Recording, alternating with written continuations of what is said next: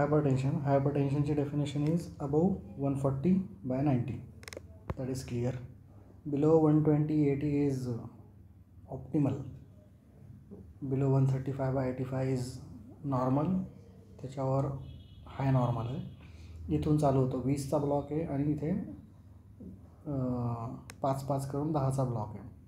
140/60, 160/80, 90-95, 95-100 आणि 180-210, अबव 210, 100-110. तर प्रिक्लाम्शियामध्ये 140/90 hypertension decide झालं. नंतर सिव्हिअरमध्ये 160-110. तर 160 इथे आला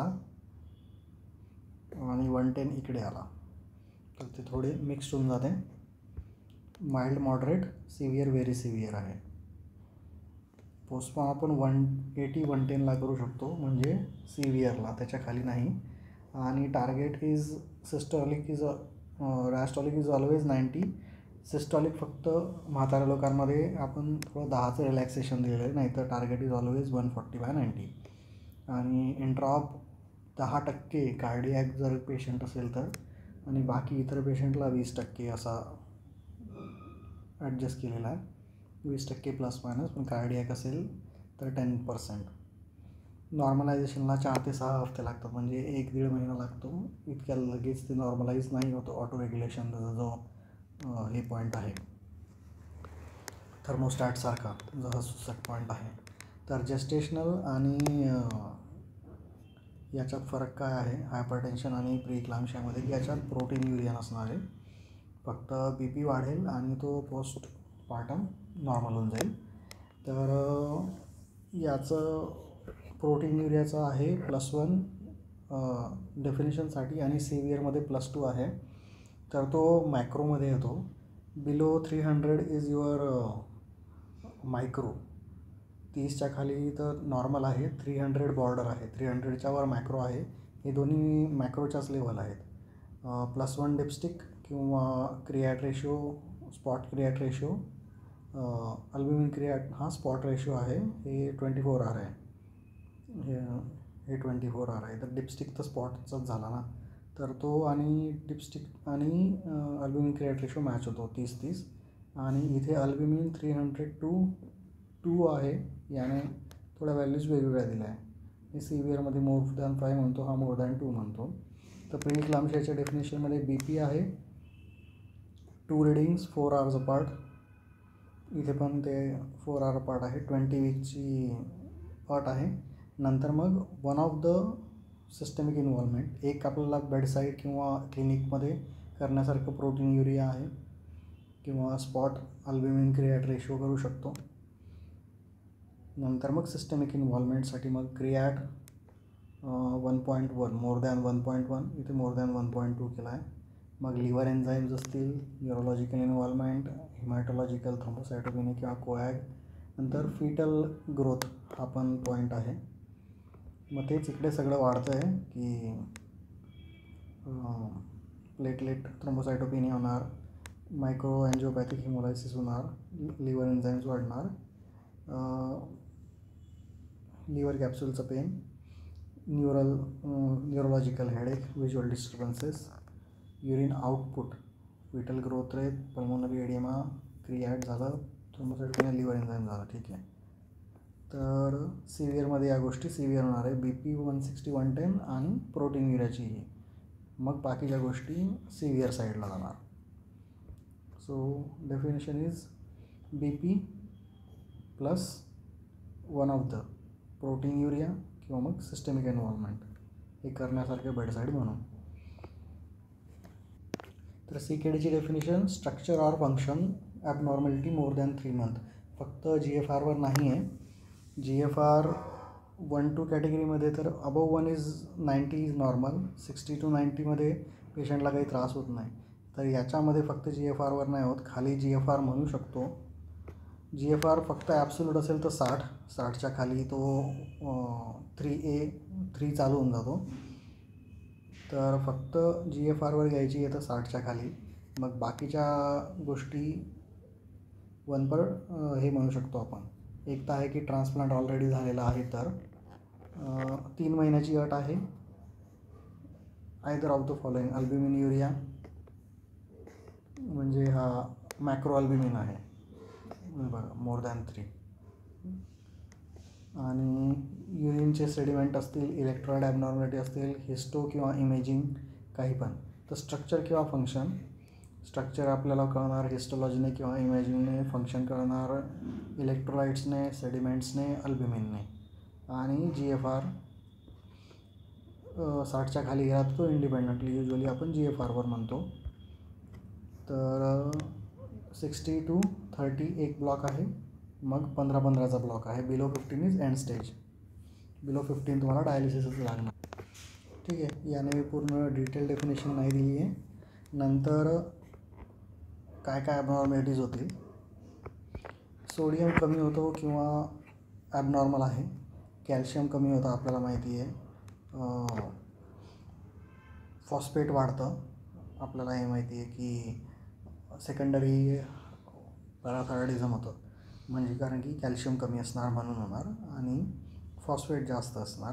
फॉस्फेट कॅल्शियमला प्रेसिपिटेट करतं, त्याच्यामुळे पण कॅल्शियम कमी होतं. तर किडनी मॅग्नेशियम फॉस्फेट एक्सक्रीट करू शकत नाही म्हणून मॅग्नेशियम आणि फॉस्फेट वाढतं. याचं कॅल्शियमचं रिझन आहे की सिंथेसिस होत नाही व्हिटॅमिन डीचं आणि हायपरफॉस्फेटेमिया. तर याच्यात ॲब्सॉर्प्शनचा फंडा दिलेला नाही आहे.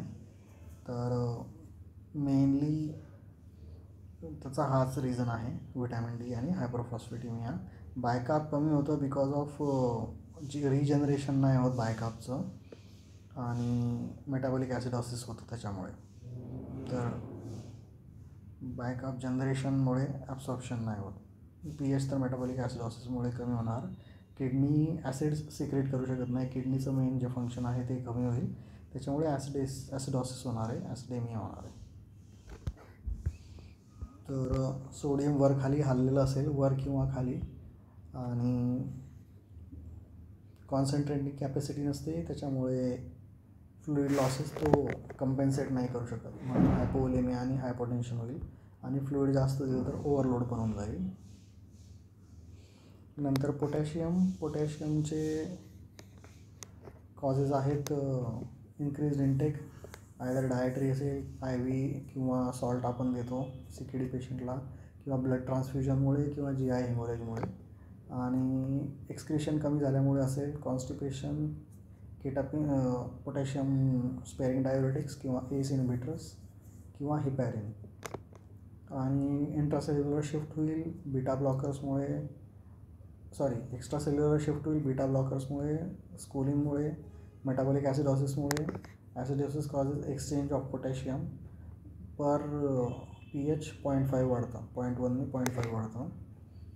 आणि सेप्सिस कॅटाबॉलिझममुळे ॲसिडॉसिस होणार आणि कॅटाबॉलिझममुळे पण वाढणार. इन्शुलिन डेफिशियन्सीमुळे पण तो आत जाणार नाही पोटॅशियम. तर पोटॅशियमचं सिक्रिशन पण कमी झालेलं आहे. मेन रिझन हे आहे की पोटॅशियम बाहेर पडत नाही, किडनीचं जे फंक्शन आहे ते, आणि मग बाकीचे ॲडेड आहेत. नंतर मॅग्नेशियमचं पण सिक्रेशन होत नाही, त्याच्यामुळे एक्सक्रेशन होत नाही, त्याच्यामुळे मॅग्नेशियम वाढतं. ॲसिडॉसिसमुळे आपल्याला माहिती आहे की हायपरकॅलेमिया होतो, हायपरकार्पिया प्रिव्हेंट करायचा आहे.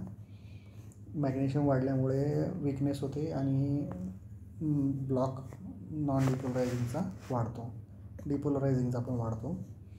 क्रोनिक मेटाबॉलिक ॲसिडॉसिस होतं कारण की बायकापचं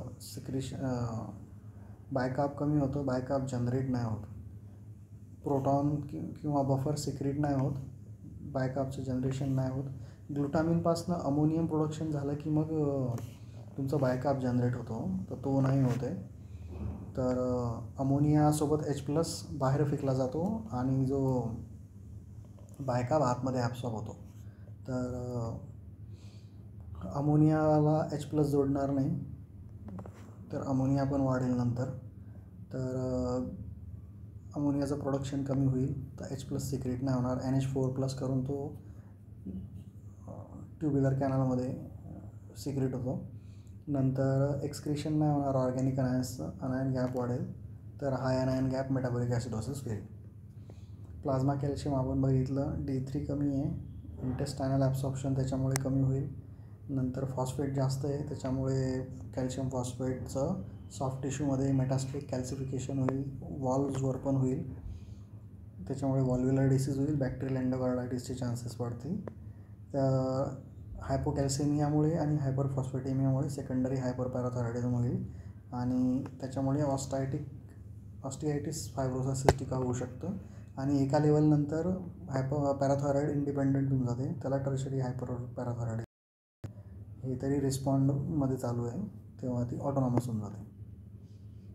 नंतर ॲनिमिया होतो, ॲनिमिया बिकॉज इरिथ्रोपोएटिन सिक्रेशन नाही होत. नंतर युरेमियामुळे रेड सेलचा लाईफ स्पॅन कमी होतो आणि न्यूट्रिशनल आहे. नंतर लॉसेस होतात, GI मध्ये ब्लिडिंग होतं युरेमियामुळे आणि डायलिसिसमध्ये पण लॉसेस होतात. तर या सर्व गोष्टींमुळे ॲनिमिया होतो. हा ॲनिमिया नॉर्मोक्रोमिक नॉर्मोसायटिक असतो. मोस्टली इथे डेफिशियन्सी आहे, बट स्टील तो नॉर्मोसायटिक नॉर्मोक्रोमिक आहे. कंपेन्सेशन असं होतं की विस्कॉसिटी कमी होते तर मायक्रो सर्क्युलेशन इम्प्रूव्ह होतं. तसंही हायपरटेन्शन आहे तर कार्डियक आउटपुट इन्क्रीज झालेला असतो. सेल्स 2,3-DPG जास्त सिक्रेट करतात, ODCला राईटला शिफ्ट करतात. CKDमध्ये आपला टार्गेट 9.5 आहे, मला वाटलं 9 आहे, 9.5 आहे आणि इस्केमिक हार्ट डिसीजमध्ये 10 आहे. EPOमुळे विस्कॉसिटी वाढते तर थ्रॉम्बोसिसचा चान्स वाढतो, वस्क्युलर ॲक्सेसचा, इवन AV फिस्टुलाचा थ्रॉम्बोसिसचा चान्स वाढतो आणि EPOमुळे हायपरटेन्शन पण होतं. तर विस्कॉसिटीमुळे का काय आय डोंट नो. कोॲग्युलोपॅथी होते तर टेस्ट नॉर्मल असतात कोॲग्युलेशनच्या आणि प्लेटलेट काउंट नॉर्मल असतात. तर प्लेटलेटचं क्वालिटेटिव्ह फंक्शन कमी होतं कारण की वॉन विलेब्रँड फॅक्टरचं सिक्रेशन ॲबनॉर्मल होऊन जातं आणि प्रोस्टासायक्लिन वाढतं, डायलेटिंग हे वाढतात, आय डोंट नो. नंतर थ्रोम्बोग्लोबिलिन वाढतो प्लेटलेटमधनं, जे काही एक खिचडी आहे. अँड रिझल्ट आहे की प्लेटलेटचं हे कमी होतं, फंक्शन कमी होतं. तर डायलिसिस केल्यामुळे टॉक्सिन्स क्लिअर होतात, ॲसिड्स क्लिअर होतात, त्याच्यामुळे कोॲग्युलेशन करेक्ट होतं. तर डायलिसिस हेल्पफुल आहे. तुम्ही नवीन प्लेटलेट देऊन काही उपयोग नाही कारण की केमिकल इम्बॅलन्समुळे त्या व्यवस्थित काम करत नाही आहे. नंतर क्रायोप्रेसिपिटेट देऊ शकतो. नंतर हे देऊ शकतो, वॅसोप्रेसिन देऊ शकतो, डेस्मोप्रेसिन. तो वॉन विलेब्रँड फॅक्टरचा रिलीज करतो, परंतु हा जो रिलीज आहे तो काय एंडोथेलियममधनं होतो, तो शॉर्ट लास्टिंग असतो आणि डेस्मोप्रेसिनला लगेच टॅकिफायल ॲक्सेस होऊन जातो. तर फ्यू आवर्स करताच तो काम करतो. तर डेस्मोप्रेसिन आणि क्रायोप्रेसिपिटेट हे एक ऑप्शन आहे. लास्टला कोॲग्युलेशन रिव्हर्स करायला IF50 देऊ शकतो, but still it is challenging to manage coagulation. किडनीचं फंक्शन कमी झालं आहे तर त्याच्यामुळे रेनिन अँजिओटेन्सिन ॲक्टिवेट होऊन जाते, त्याच्यामुळे सोडियम आणि वॉटरचं रिटेन्शन होतं आणि SVR वाढतो. तर SVR आणि वॉटर रिटेन्शन याच्यामुळे सिस्टमिक हायपरटेन्शन होतं. फक्त सोडियम वेस्टिंग नेफ्रोपॅथीज तिथे नाही होणार, अदरवाईज तुमचं काय म्हणतात त्याला सिस्टमिक हायपरटेन्शन होणार. तर रेनिन अँजिओटेन्सिन डिस्टल मॅक्युला डेन्सामधनं सिक्रेट होतं ना, तर डिस्टल ट्युब्युलमध्ये तुमचं हे होत नाही आहे, फिल्ट्रेशन व्यवस्थित होत नाही, म्हणून मग ते सेन्स करतं की बाबा BP वाढवा, तर रास ॲक्टिवेट होऊन जाते. तर रेनिन अँजिओटेन्सिन वाढणार. नंतर अल्डेस्टेरॉनमुळे पण तुमचं अल्डेस्टेरॉनमुळे कमी व्हायला पाहिजे पोटॅशियम, ठीक आहे. पोटॅशियमचं सिक्रेशन कमी होतं इथे कारण की किडनी फंक्शनच करत नाही, ठीक आहे. तर ॲथेरोस्क्लेरोसिस ॲक्सेलरेटेड असतं, मग त्याचे मेकॅनिझम दिलं आहे की ट्रायग्लिसराईड क्लिअर नाही होत, लायपोप्रोटीन लायपेज ॲबनॉर्मल आहे, तर त्याच्यामुळे लायपोप्रोटीन लायपेज ॲबनॉर्मल असल्यामुळे लायपोलायसिस इम्पेअर्ड आहे. तर याच्यामुळे ॲथेरोस्क्लेरोसिस ॲक्सेलरेट होऊन जातो खूप. नंतर PH कॉमन आहे, पल्मोनरी हायपरटेन्शन. PHमुळे पोस्ट ऑप हायपोटेन्शन होतं, कळालं नाही, तर PH before renal transplant treat करायचं आहे. पल्मोनरीमध्ये pH आपण बघितला. नंतर इम्युन फंक्शन डाऊन असल्यामुळे इन्फेक्शन्स होतील आणि सर्फॅक्टंट कमी असल्यामुळे ॲटेलेक्टायसिस होतील.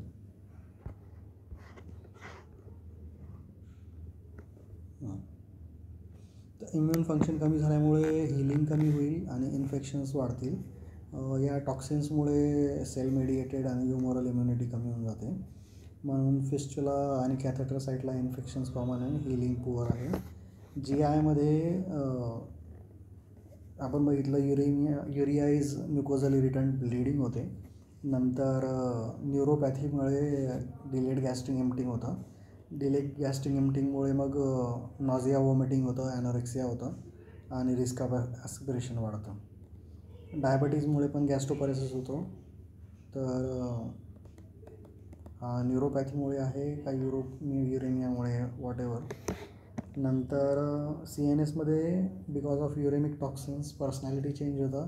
ॲस्टरेक्सिस, मायोक्लोनस, कन्व्हल्जन आणि एन्सेफेलोपॅथीपर्यंत जातं ते. पेरिफेरल न्यूरोपॅथी होते. पेरिफेरल न्यूरोपॅथी झाली म्हणजे समजून घ्यायचं की ऑटोनॉमिक न्यूरोपॅथी पण त्याच्यासोबतच आली. मग गॅस्ट्रिक एम्प्टिंग, पोस्चरल हायपोटेन्शन आणि सायलेंट MI ॲड होईल. पेरिफेरलमध्ये तुमचं डिस्टल ग्लो अँड स्टॉकिंगचं सेन्सरी लॉस असतो. त्याच्यानंतर मग मोटर इन्व्हॉल्वमेंट चालू होईल. आधी सेन्सरी मग motor, distal glove and stocking आणि पेरिफेरल आला म्हणजे ऑटोनॉमिक पण ॲड होऊन जाईल. डायलिसिसमुळे पूर्वी डिमेन्शिया व्हायचा ॲल्युमिनियम वगैरेमुळे, पण आता तो इश्यू नाही आहे. आताच्या डायलिसिसमध्ये नाही आहे ते. परंतु प्रॉब्लेम काय होतो की युरिया जो ब्रेनमध्ये आहे तो ब्लड ब्रेन बॅरियरमधून इक्विलिब्रेट व्हायला वेळ लागतो. मग त्याच्यात युरिया असल्यामुळे तिथे इडेमा होऊन जातो. त्याला म्हटलं डायलिसिस डिसइक्विलिब्रियम आहे, रिव्हर्स युरिया इफेक्ट आहे. ब्रेनमधनं हळूहळू बाहेर येतो. मग त्याच्यामुळे सेरेब्रल एडेमामुळे प्रॉब्लेम होतो. हेडेक, नॉझिया, वॉमिटिंग, कन्व्हल्जनपर्यंत जाऊ शकतो. परंतु हा फर्स्ट यालाच आहे, नंतर तो इश्यू होत नाही. नंतर एंडोक्राईन ॲबनॉर्मॅलिटीजमध्ये आपण बघितलं की कॅल्शियम कमी असल्यामुळे हायपरपॅराथायरॉइडिझम होतं. EPO कमी होतं, त्याच्यामुळे ॲनिमिया होतो. इन्शुलिनचं मेटाबॉलिझम कमी होतं. इन्शुलिन पेप्टाईड आहे तर त्याचं एन्झाईमद्वारा डिग्रेडेशन कमी होतं, तर डोस कमी लागतो. एक चांगली गोष्ट आहे की इन्शुलिनचा डोस कमी लागतो. टेम्परेचर रेग्युलेशन हल्लेलं असतं आणि BMR कमी झालेला असतो, तर हायपोथर्मिया होतो CKD पेशंटला. नाही कळालं. प्रायर टू इलेक्टिव्ह मग तुम्हाला भरपूर काय करायचं. प्रोग्रेशन ऑफ रिनल डिसीज करायचं आहे. Fluid electrolyte acid base dialysis करून घ्यायचं आहे. कार्डियाक इव्हॅल्युएशन आणि स्ट्रॅटिफिकेशन, अदर काय कोमॉब आणि मल्टीडिसिप्लिनरी, नेफ्रोवाला, सर्जन, कार्डिओ